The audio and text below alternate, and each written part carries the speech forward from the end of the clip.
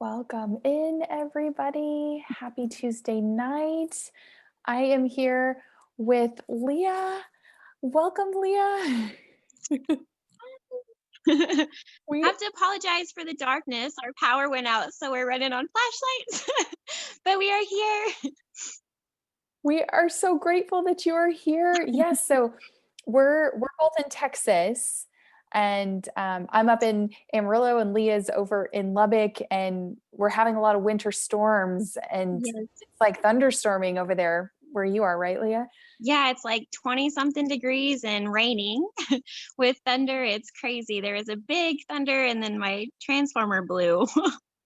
And So, yeah, Leah's power just went out, so yeah. but she's a trooper and she's here with a flashlight to share with you, and we're gonna figure it out. So we're just gonna jump right in. I'm gonna share some slides, and I wanted to bring Leah on to share with y'all because I feel like she has such an incredible story. One, her journey is so near and dear to my heart because her daughter Marilynn um, is going through a hip dysplasia journey, which she'll share about that. And that's, I was diagnosed with adult hip dysplasia. And so I've kind of been on the other side of that, which is powerful. And we connected through that journey. And she started incorporating the essential oils in with everything else that she was doing. And I felt like it was just such an amazing journey, an amazing story that you have. So I thank you for being open to sharing that with us. And I love to hear how people are incorporating natural remedies and essential oils when tough things happen. Um, so you let me know, Leah, if I need to advance anything, and I'll let you take it away. Okay. Well, my name is Leah. My daughter, Marilyn, she just turned 2.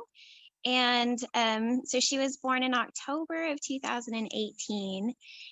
And one of the risk factors for developmental hip dysplasia is being the firstborn, which she was. Another one is being a girl, which she is. And another one is being either born breech or being breech very late in the term in the pregnancy. And when my water broke, they felt her toes. So she was very breech at birth. And we didn't really know anything about hip dysplasia before she was diagnosed. It was actually her pediatrician in the hospital that suggested that we get her hips checked for that. And we're like, okay, what do we do? And we got discharged from the hospital without any kind of tests or anything for that. So we kept pushing and kept pushing with her pediatrician afterwards, like, hey, we heard that this could be a possibility. Can you get us tests? And her pediatrician, no, that's really, really rare. And we just kept pushing, like, okay, it's not it's worth the peace of mind for us, no matter what the cost, to make sure that her hips are healthy. And so we finally pushed and got her to get an ultrasound whenever she was 6 weeks old. And they found that both of her hips were completely dislocated from since birth. And this slide right here is her at 9 months. Um, Before they're older than that, you can't really do x-rays because their bones aren't ossified. So it would just look like cartilage. It wouldn't show up in an x-ray. So that's why they diagnosed with an ultrasound. So this was, you can kind of see the dislocations in her hips. The lines are where her hip sockets are, and the circles are where the ball of her leg is. And so you can tell, like, the circle is supposed to be touching that line, and on both of her hips, it wasn't close at all. It was a very severe dislocation on both sides. Um, and so you can go to the next one. That'll show what her hips are like now and what healthy developing hips look like. So you can see in this was from February in this year, where the circles are touching the lines. So this shows that her hips were relocated like they were supposed to. And this was after her closed reduction was the procedure um, that she had that ultimately relocated both of her hips. If you go to the next slide. Okay, so the picture on the left, that's called a Pavlik harness, and that's what she was placed in whenever she was very first diagnosed at 6 weeks of age. And she wore that harness for 3 weeks. And the point of that is to hold the knees higher than the hips to try to encourage the legs to slip back down into the socket in a more gentler way. They can still move their legs kind of around in a circle, but they can't really move them down past that point. And the pelvic harness for her was unsuccessful. And so after 3 weeks in that, her doctor told us he was going to discontinue that treatment and we were going to go on to something a little bit more. I her surgery didn't end up being invasive, but it was a lot more intense than the harness. So he wanted to wait until she was 9 months old. That way, the risks of nerve damage were a lot less because with the procedure that she had, it's called a closed reduction. There's an open reduction, which is invasive, and then she had a closed reduction, which is non-invasive. But what they do is they place the child completely under general anesthesia, so that way there isn't any resistance or muscle tension. And then they take their legs and they manually manipulate them back into the hip socket. If they're able to do that without any kind of invasive procedure, that's a closed reduction. They would have performed an reduction where they would have made incisions in her hips and cleared out some tissue if there was tissue in the way. And then they would have, they could have put pins or osteotomy if they needed to kind of shave some of her femoral head or some of her acetabellum to make room for that to slip in. And luckily she didn't need that. Some kids, they do need that, and their treatment is kind of the same as hers after they still go into the same cast, but the procedure before that is a little bit more intense. So we were very blessed that she didn't end up needing the open reduction. She just needed the closed reduction, and her hips were placed perfectly into their socket. And then she was placed into a spica cast, which you can see in the picture on the right. That's her and my husband, her daddy. And this is right after she got out of her anesthesia. So her face is still kind of swollen from the tape on her face. And you can see how high up that cast went. And this is her first cast, and it was made out of plaster. So it was also really heavy. We went from having, I think she was roughly about, she's a really small baby. I think she's about 14 pounds out of her cast. And in her cast, she was almost 20 pounds. So it was a really big difference for us too, to hold her differently and try to keep her safe in her cast. And if you go to the next slide, this is what the rest of her cast looked like. And this is where the oils come in, y'all, because this is right after her procedure, just minutes after that previous picture. She's happy and she's smiling and playing, and she's just had a major procedure, and her legs are stuck and you wouldn't even be able to tell that anything happened. She is just as happy as could be. And this is kind of like where our oils journey began. Was whenever we first learned that Marilynn was going to be placed in a spica cast and have a closed or possible open reduction. I started looking for everything that I could find. What is she going to go through? What are her needs going to be? What's her care going to be like? And I found these really great groups on Facebook that were support groups for other parents with kids with developmental hip dysplasia like her. And so I knew what we were getting into beforehand. And so I started asking out and reaching out to different groups and different people, trying to find out, okay, what can I do to try to help with her pain management? What can I do to help with detoxing from her anesthesia and all the meds with her procedure? What can I do to help with her digestive processes? Because whenever you can't kick, your digestion slows down and they get constipated or have stomach upsets, and it's really important in a cast like that to keep it clean. And so that was a really big issue for us too. And in all my searching, I found my really dear sweet friend Melinda, and she told me about Dr. Laura. And she said, hey, I have this really great friend who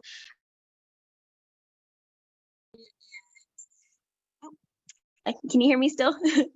Sorry. Okay, so she introduced me to Dr. Laura, and um, told me about Dr. Laura's adult hip dysplasia and how the oils helped her. And so Laura and I talked on the phone for a really long time, and about her journey with hip dysplasia and with oils and all the different options that we had to be able to help us. And I talked with my husband, and we thought, okay, I think this is something that will really help our family, and not just with like the physical part of it, but also with the emotional benefits of the oils as well through this. And so we started with doTERRA, and we did the I don't remember which enrollment kit is the Big 10, the top 10 oils. And Dr. Laura walked us through making rollers for all of our different needs for Marilyn. We made ones for um, nausea that had lemon and lavender and peppermint, and we used that right after her anesthesia when she came out, and she didn't get sick at all. And that was just such a blessing. We rubbed it on her chest where her chest was open, on her wrists, on her arms, and that really helped. And we had ones for pain management with deep blue, and all of these were very diluted also because she was really young. I want to point that out. It's a really important thing. But we used the pain management roller. Um, you can kind of see like where I think the next slide maybe is her next cast. Yes. Okay. So the far left picture, this is actually her second cast, but the diapering area is kind of the same.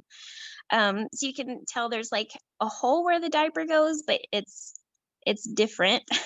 But you can still access kind of like the inside of her hips right there, in both of her casts. And so I used the pain roller right there to kind of help with some of the nerve discomfort that she could have from being in that position with her legs. And I put it on her ankles and just kind of like down her back to try to give her some help with the discomfort of that.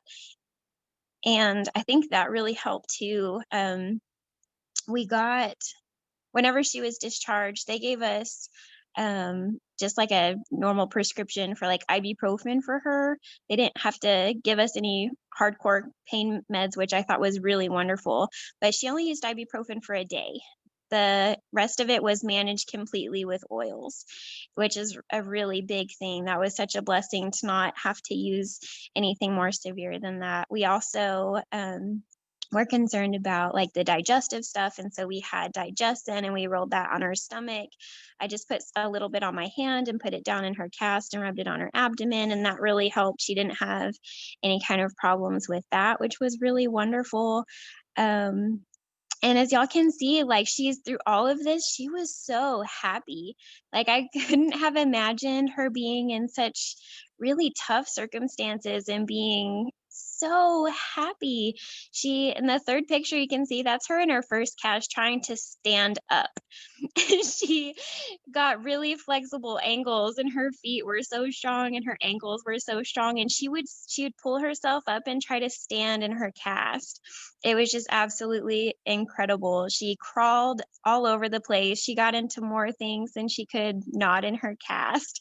It was really a joy to watch her just explore in her new way, and to see her just thrive, despite everything that she was going through. She was happy, and we actually had a lot of fun in her cast too.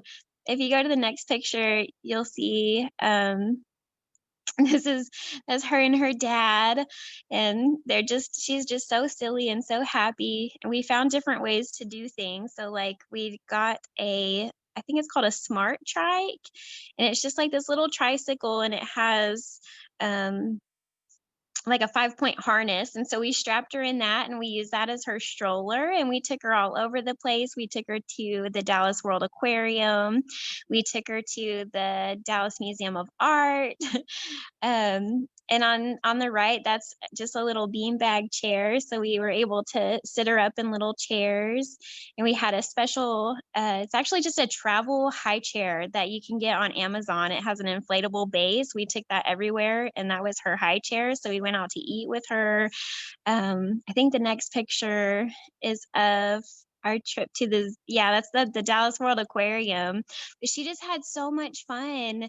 Um, One of the biggest things with her cast was really keeping her cool because it was all through summer. She was in her cast from June until October, and so it was just like that peak of heat in Lubbock and in Dallas, and so we used a lot of peppermint oil to try to cool her down and just kind of kept her in t-shirts and dresses, but we still um, were able to go out and have fun and enjoy life. And also, it gave us the opportunity to talk to other people about hip dysplasia while we were there, because most people, they see a baby in a cast and their first thought isn't hip dysplasia, it's an injury. And so we had a really it gave us a really good opportunity whenever people would say, what happened to your baby, we'd get to tell them like, she's perfectly fine, she was born with hip dysplasia, and this is helping keep her hips in place so that they don't fall back out of socket and dislocate again. And luckily, this treatment in the spica cast was successful. And I think if you go to the next slide, okay, this is her cast off day. This is one of our best, happiest days. And this is where we used our oils. This little bag that my husband is carrying was full of oils. So with her cast off, they didn't have to sedate or anything. They just used a little multi-tool and cut her cast off right there in the clinic. And so she was in a total of 2 casts for 6 weeks, 6 weeks each. And so a total of 12 weeks and 2 casts. And so her skin was really dry and flaky. There was a lot of dead skin buildup on her legs. And so we had all of our oils with us for as soon as that cast came off. We rubbed her down with coconut oil and exfoliated her legs. And then I used a numbing blend with clove and wintergreen, also really, really, really diluted. But one of the things with the cast off is that because they have been in the same place for so long, their muscles can atrophy and their joints can be really sore. And a lot of kids have a really hard time when their cast comes off. And that was something that we were trying to prepare for. So we took our roller and we just lathered her legs down with the coconut oil and with her roller with wintergreen and clove. And the next picture you can see, that's her immediately after getting her cast off. She was happy, so, so happy. She danced. She wiggled her legs around and she was just laughing and singing. And she was so, so happy. And I really think that we used balance and serenity to try to, calm her down. And then I really think that the numbing oils helped so, so much with that. And then whenever we got back to the hospital, or to the hotel, sorry, we were able to give her her first bath in 3 months. And so we just washed her down real good and scrubbed her legs and just lathered her up with more oils. We used our numbing oils and our pain oils and our emotional blends for just calming and soothing. And she was able to sleep really good without any kind of discomfort. I think the next slide is her abduction brace. Yep, this is what she came home with after her cast was off, and that just kind of helped to keep her legs in place for a little bit longer. She only had to wear this during the nighttime whenever she could sleep. So nights and naps were the only time she had to wear that, just to kind of keep her legs in place. But as long as she was like weight bearing, she didn't have to wear that. But you can see this was whenever we got home, and she was just happy and slept so good. And it was just all around, it was a hard experience, but a beautiful one at the same time. And I really think that our oils, the tools that we had, the resources that we had, our friends and our family, the emotional support that we had is really what helped all of us get through this journey together successfully and with joy through all of it. And it's just it was a blessing, a huge blessing. If you go to the next picture, this is Marilyn now. As you can see, she is just a toot. She just turned 2 years old on the 9th, and she is so sassy. She runs everywhere. Her favorite things to do is to strip down naked and just run around singing.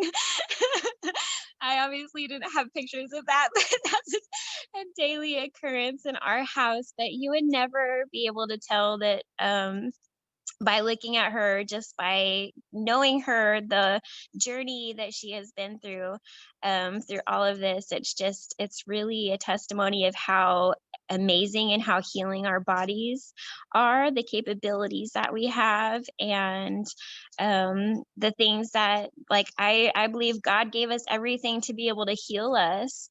And so I think that that's what the oils are for us, is God's gift to us to get us through anything. They might not be able to heal everything completely, but they really help. And it's just a beautiful testimony to that. And our journey through all of this is, and our goals through all of this is to try to share Marilyn's story and our story with everybody. So maybe if there's other families who have children diagnosed with hip dysplasia, they can see it's not as hard as you think it's going to be. There is light, and there is community through this. There's hope through this. And it's all really okay in the end. It's hard, but we get through it. And it's just a blessing to know how everybody gets to come together through even really tough times like this. It's a beautiful testimony to get to share that. Oh my gosh, Leah, thank you so much for sharing your journey. I think you even said that you had, like, the doctors were so impressed how clean the cast Yes. was. Yes, they were. They said whenever they took her cast off that that was the cleanest cast that they'd ever seen, and I was just so proud because you get to see that it's 6 weeks of not being able to bathe and sweat, and I was terrified when they took it off. The first cast, I didn't have to see it because it was in the operating room, and the second one, we were there with that, and it was kind of gross, but it was also impressive at how clean it was. But we really worked hard to make sure that she was healthy through all of that, and that she did stay clean, because there's so many things with that cast, with um, how extensive it is on the body. If there's anything in there that's acidic at all, it would mean having to travel 300 miles again for another cash change, another round of anesthesia in the OR again. And that was something that we were really trying hard to avoid, just to keep her as safe and healthy as possible. And I feel like we did a really good job through that. So it was reassuring to hear that from the doctors too. Yes. Oh my goodness. Well done. I want to thank you for being here in the middle of a really bad thunderstorm and winter storm, and your power went out, and you're here with a flashlight sharing your journey with us, which is so powerful. I wanted to see if anybody has any questions for Leah about Marilyn's journey, or Yeah. what they're, let us know. You can type them into the chat or mute yourself over on Zoom, or you can type them in the chat over on Facebook. And if not, we'll let Leah get back to her night. I just wanted to say, Leah, you are an incredible mom. Oh gosh, thank you.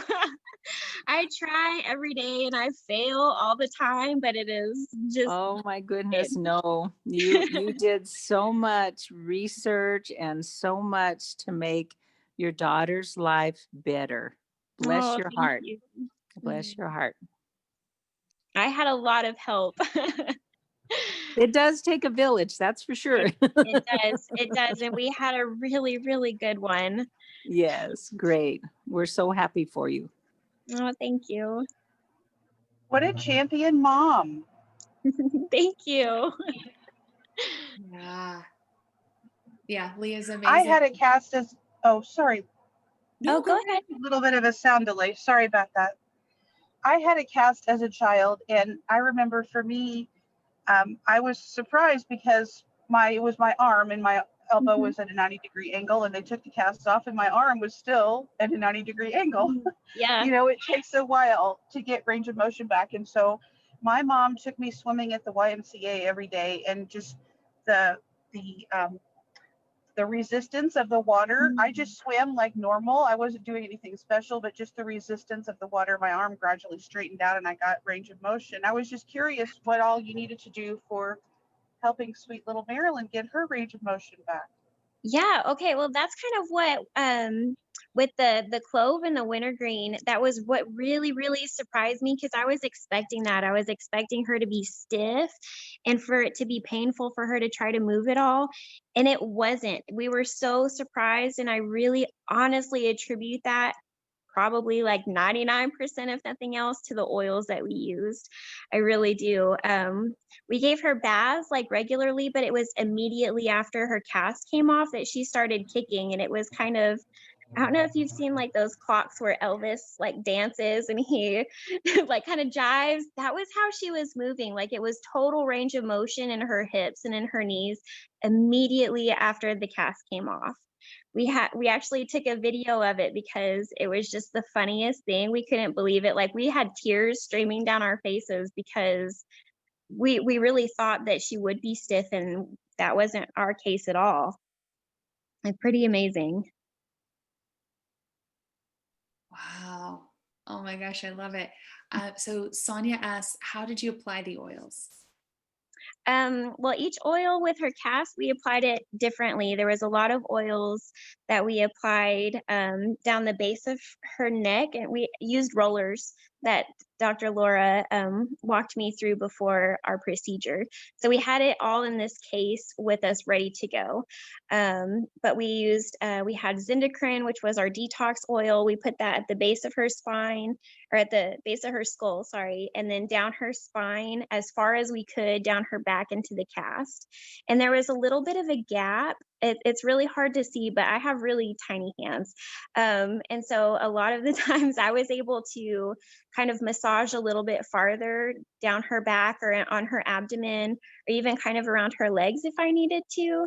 My husband couldn't because he has a lot bigger hands than me, but that was something that I was able to do with her in both of her casts, which was fortunate. In her second cast, you could see in that one picture, it had a hole in the abdomen. We actually ended up, that was, gosh, I can't remember what that liner is called now, but it was kind of like a trash bag kind of liner on the inside. And I ended up kind of having to modify it just because we didn't want that to get torn, because between that and the cast, and you can see, yeah, that first picture on the left, Gore-Tex, that's what it's called. So I ended up actually cutting the very, very carefully while she was asleep, and with safety scissors, I cut the Gore-Tex liner, and you can see the brown kind of tan tape that's around that. It's just waterproof tape. And so I took the Gore-Tex liner in the middle, right where the arrow is. You can kind of see. I just cut that and then I sort of folded it. I cut it in the middle and then folded it around and then taped it up. So it kind of made a protective layer, if that makes sense. So I could access her belly right there, but it didn't compromise the integrity of the cast. We used that waterproof tape and just covered it to make sure that it didn't get in between that, because between the fiberglass hard shell and that Gore-Tex liner is, it's just cotton, and if anything were to get in that, it would soil and it would completely ruin the integrity of the cast. So that was our one of our main goals through that, was to really protect it. And so, but that gave me in the second cast another place to be able to apply oils, especially like digestin on her stomach to help with bowel movements. You can see the diaper area. There was a little bit of space in both of her casts there. So with her diaper off, the white that you see right there is a diaper. We ended up having to cut the tabs off of diapers, and then I would slide it down the back of her cast and then up through that front part to kind of cover her diapering area and keep that really tight and secure so it didn't have any leaks there. But it gave me an access to the inside of her thighs. that kind of bend in her leg. And so for the pain rollers and the numbing rollers in her cast, I would apply some there. There was also a little bit of space around her ankles. You can kind of see in both of her casts. And so I was able to apply oils there. Both of the bottoms of her feet were free. So a lot of the oils, especially like we used immune blends. We used the On Guard and Flume whenever she was in the hospital to try to give her extra boost of protection with all the other people around her. So we would put that on the bottoms of her feet and down her spine where we could access it. We used teething rollers. She got her first teeth in her cast. We used that just on her jaws, copaiba on her gums. I think that's a lot of the oils that we use was just like the rollers on the places that were accessible as far as we could for those areas. That's where we use them. Thank you for that. Yeah, and she was asking about why clove, and we used it more for like numbing purposes, like helping with discomfort. Clove is a really good one for like teething and numbing. Again, like Leah mentioned, heavily diluted. Yes. Especially with little. So we're talking like 1 to 2 drops in a 10 ml roller. But it's a nice one for discomfort or teething or gums or, yeah.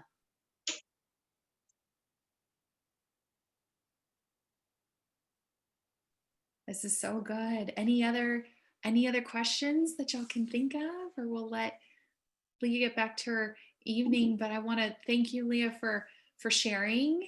And thank you for in having the middle of like a power outage. Yeah, I keep waiting for it to come back on and it hasn't yet. So we're just hanging out with flashlights. Oh my gosh. She's here with a flashlight sharing. Sonia says, wow, so amazing. What a trooper. Thank you. Thank you. And this is awesome. And something that I'm so passionate about. And I thank you, Leah, for sharing your story, because I feel like it will help to bring some awareness to hip dysplasia and hopefully help a lot of other people who, maybe they're going through a similar journey, or just people to know that there are tools and resources that can help, especially during really challenging times. Yeah. Oh man. Well, thank you for being here. Thank you for sharing with us, and thank you for everybody on. And I just want to commend you again, echo what everyone else is saying. You're an amazing, incredible mama, Leah. Thank you. I think every mom needs to hear they're an amazing mom. We all try so hard. Yeah, you're amazing. I mean, to go through that journey, and I look at little Marilynn and I think, what a warrior. And she is so tough and fierce. Oh, that little girl is so fierce. And just, she has this incredible story of, gosh, overcoming some challenges at such a young age. And like you said, now she's running around and full of energy, and I love it. Well, thank you so much for having me and for letting us share a little bit of our journey. We'll see what the future holds for us. We actually have a hip check in November, so in a few weeks. We'll get new x-rays and see if everything is still in place like it should be, developing like it should be. And if not, then our journey continues and we'll just keep going from there. But if so, then we'll just keep praising and keep doing what we're doing. Oh my goodness. Well, please keep us updated. For sure. Thank you too, with your hip surgeries, we're all praying for you too. Oh, thank you. Thank you. It's, it's like we're in this family, right? We go through this journey, and I think we have our doTERRA family and a whole community that is supporting us. And when you go through something like that, it's, man, when you meet other people that have had that experience, there's something about that just bonds you. Yeah. It's like, I keep telling people too, like with this, I'm sure you've experienced the same thing on your 4th surgeries. It's not a one and done kind of a thing. It's a continual journey, and you take it one step at a time, and you just deal with what you're handed at the time and use whatever resources you have. You hang on to your tribe for dear life and you just you just power through it. Exactly. I think it's a quote by, is it Eleanor Roosevelt? She says, you may have to fight a battle more than once to win.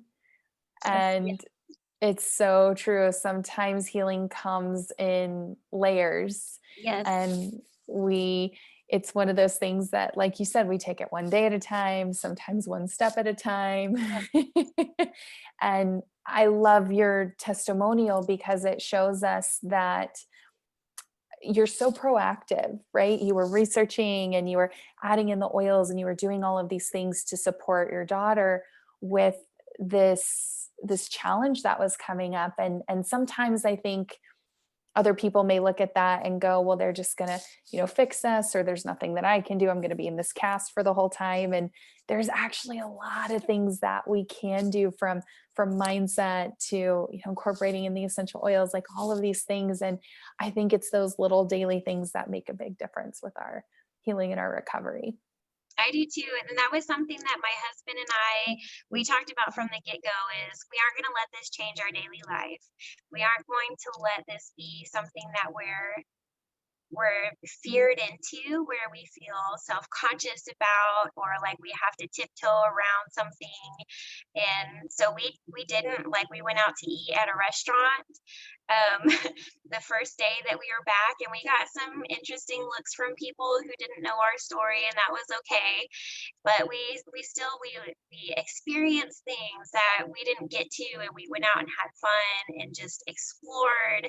And I think it was important to us too to show Marilynn that no matter what happens, we can still see the good in things, and we can still like go out and do what makes us happy. We don't have to like wallow in pity because it's not going the way that we wanted to at the time. And just because we have little setbacks doesn't mean that we can't do things. We just learn how to do them a little bit differently, and that's okay. Oh, I love everything that you just said, Leah. I think it's so powerful. You're not afraid to show up and be seen, and people will look at you. Yeah. I had that experience a lot, right? When you're Yeah. in a walker or crutches or wheelchair, whatever that is. And the people that are open, we hold space for them. And it's an education moment of, hey, this is hip dysplasia. And this is the journey. And it's interesting. And some people won't always get it, and that's okay. But to the Mhm. ones that are open, I think that's how we share. And I remember being told a lot, like, what did you do to yourself? Yeah. I thought that was such an interesting Yeah. That thing was to. something we got all the time is like, "Oh, what happened to her? How did you break her legs?" Like, "Okay, well, her legs are perfectly fine." And I'm gonna take this moment to educate you instead of like letting that hurt me. And so she just has hip dysplasia, and this is what treatment for it looks like for her right now, and it's okay. I love what you said. I'm going to take this moment to educate you instead of it hurting. Because when people say that, it's not meant as a personal thing. Sometimes we can take it, because at first I was like, oh, like, what did I do to myself? And you start to, and it's like, no, it's okay. Let's just reframe that. Yeah. And yeah, so I love that. And I commend you. Right. She got to experience things, go to the aquarium and see things. And part of that is us being brave and showing up, just like you're doing now. You're being brave and showing up in the middle of a power outage and sharing Marilynn's story, which is your story. And you advocated for your daughter in such a powerful way. You're her voice.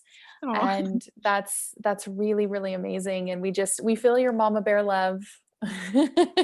We see it in you. And I resonated with your story so much on so many levels. And um, so Leah will send me texts of like, Marilynn's asking for her oils, like they're part of her routine. And that just makes my heart so happy to know that we're empowering kids from a young age, that they have tools that are safe to use when they need them.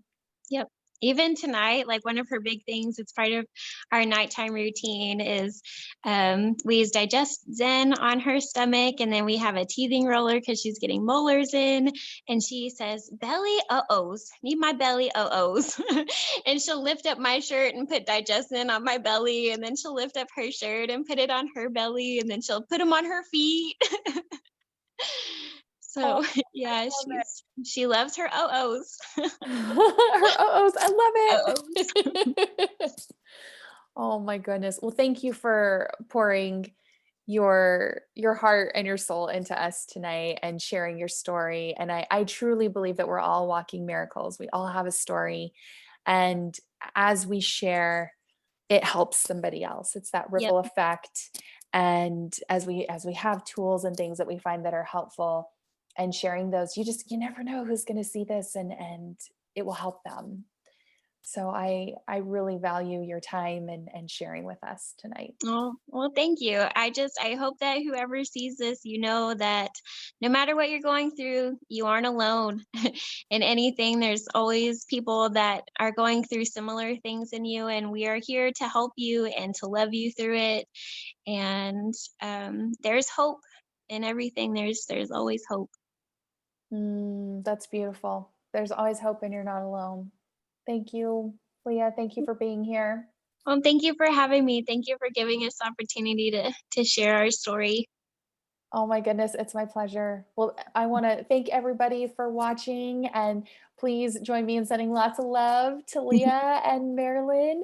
And we hope you all have a wonderful rest of your evening. And Leah, I hope your power comes back really soon. We're going to be sending love and Oh, light I and do prayers. too. If not, I'm so blessed. My mom lives right down the street and her power didn't go out. So we are good. covered everywhere. Yeah. Oh, good. All right. Well, take care, everybody. Thank you for being here. Leah. Bye. Bye. Bye.